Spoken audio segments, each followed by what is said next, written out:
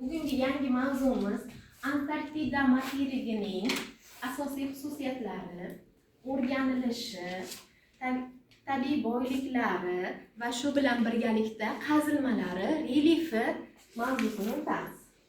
Antarktida materigi Yer yuzining eng janubiy qutbida joylashganligi, uning asosiy xususiyatlaridan biri hisoblanadi.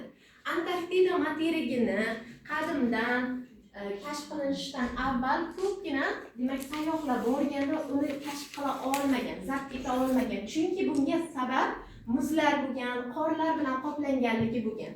Antarktida materigi asosan qarang, asosiy xususiyatlariga to'xtaladigan bo'lsak, eng janubda joylashganligi bilan birgalikda buni asosan qarang, o'ziga xos bo'lgan faqatgina muzlar bilan qoplanganligi hisoblanadi. Va shu bilan birgalikda oq materik, sirli materik degan tushunchalar berib borilgan. Tushundingizmi? Endi asosan Antarktida materigini asosiy xususiyatlaridan yana bittasi bu yerda materiklar ichida o'rtacha balandligi eng baland materik hisoblanadi. Uning balandligi 2040 metrni tashkil qiladi.